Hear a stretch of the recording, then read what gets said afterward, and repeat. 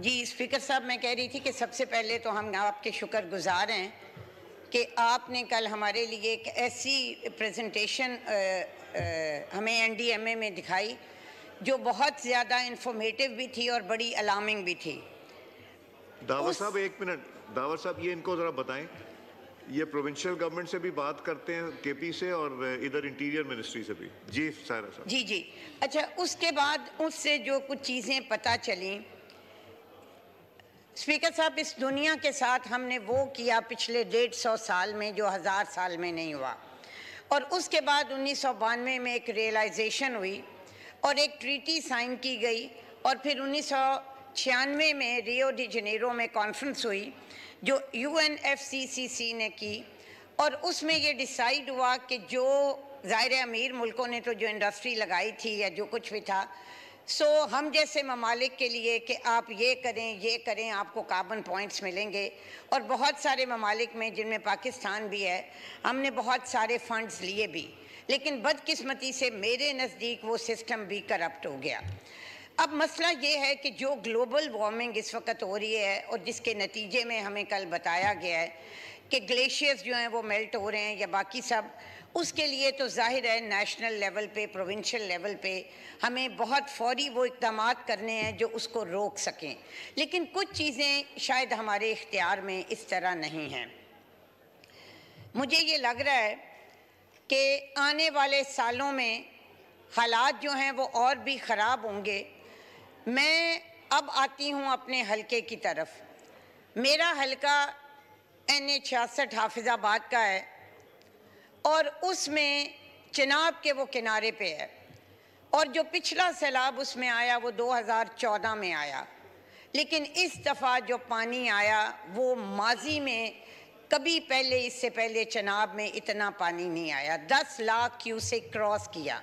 अल्हम्दुलिल्लाह हमारा कादराबाद बैराज बच गया, और वो महकमों की बर वक्त जो उन्होंने कोशिश की, मैं भी उस वक़्त वहीं मौजूद थी जब स्पर भी तोड़ा गया, जब उनके हमने एक आध सड़क को भी ब्रीच किया, और जिसकी वजह से पानी निकला और हमारा बैराज बचा।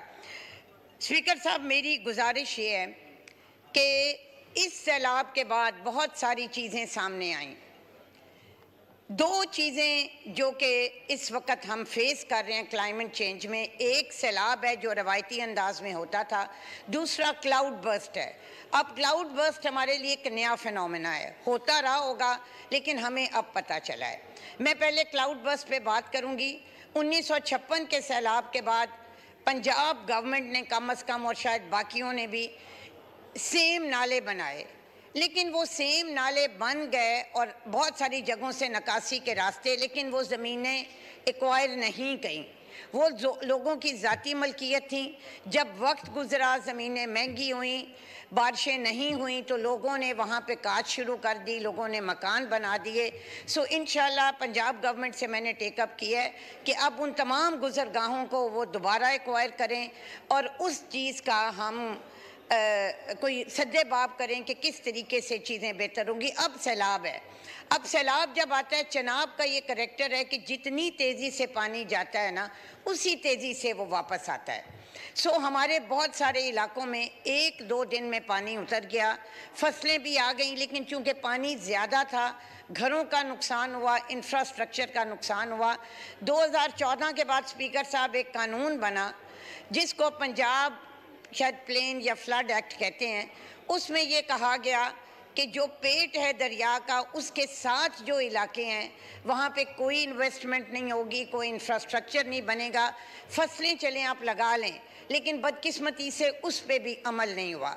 सो मेरी वो भी हम टेकअप कर रहे हैं, और इंशाअल्लाह ताला मरियम नवाज़ साहिबा उस पर बड़ी तेज़ी से काम कर रही हैं। हमारा कुछ इलाका स्पीकर साहब बिल्कुल मोटरवे के साथ है। जब मोटरवे नहीं बनी थी तो वहाँ से पानी गुजर जाता था, ये बहुत बड़ी नेमत है, लेकिन कम अज़ कम मेरी 3 यूसीज़ जो है ना, वो बाकोना, खुरम चुरेड़ा और शाह बलोल, ये जब टक्कर पे आता है तो वो एक तालाब की शक्ल इख्तियार कर जाता है और उधर से पानी नहीं निकलता। उसके लिए भी मेरी गुजारिश है कि ये पानी उतर जाए, हम बैठ के जहाँ कल्वर्ट्स की ज़रूरत है वहाँ कल्वर्ट्स बनाएं, जहाँ ड्रेनेज की ज़रूरत है वो बनाएं और हम इस मसले का हल करें। क्योंकि जो बताया जा रहा है कि आने वाले वक्त में 22% बारिशें भी ज़्यादा होनी हैं और फ्लड्स भी ज़्यादा आने हैं। और आखिर में स्पीकर साहब, मेरी गुजारिश है कि 18वीं तरमीम ने हमें बहुत अपोलोजेटिक कर दिया है। जहाँ पे सूबे इम्पावर हुए हैं वहाँ पे हमारे बहुत सारे नेशनल इश्यूज कॉम्प्रोमाइज़ हुए हैं।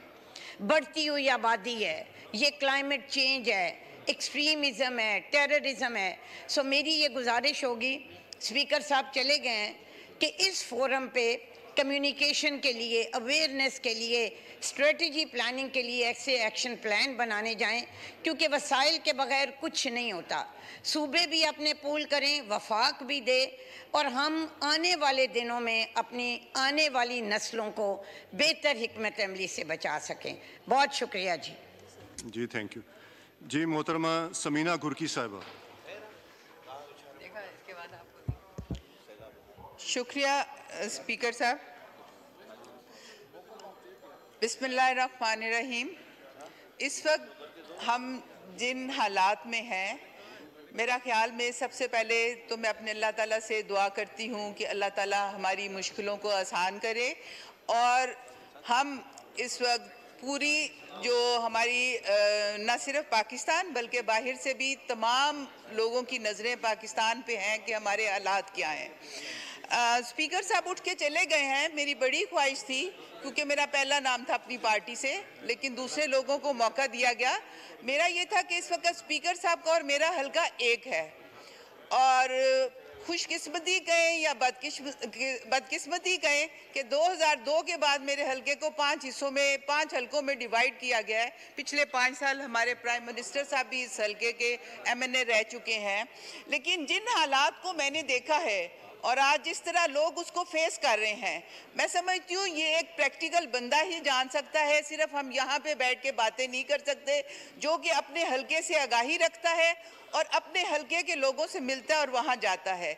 मैंने 2003 और 4 में अपने इलाके के लिए उस वक्त भी आवाज़ उठाई थी जब रावी के किनारे स्पोर्ट सिटी का ऐलान किया गया था। परवेज़ इलाही साहब चीफ मिनिस्टर थे। मुझे नाम इसलिए मैं मेंशन कर रही हूँ कि कोई ये ना समझे कि मैं पर्सनल नहीं हो रही हूँ, लेकिन अगर हम लेजिस्लेशन करते हैं और उस पर अमल नहीं करते, इम्प्लीमेंटेशन नहीं होता, तो हमारे उन्हीं लोगों का जो है ये कसूर है जो कि इसका हिस्सा रहते हैं।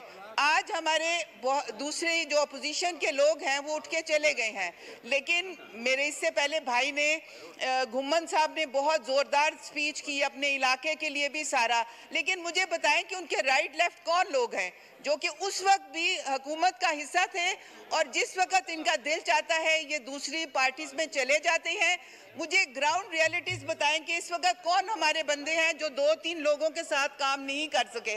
उधर जाते हैं तो उधर की बात करते हैं, इधर आते हैं तो इधर की बात करते हैं।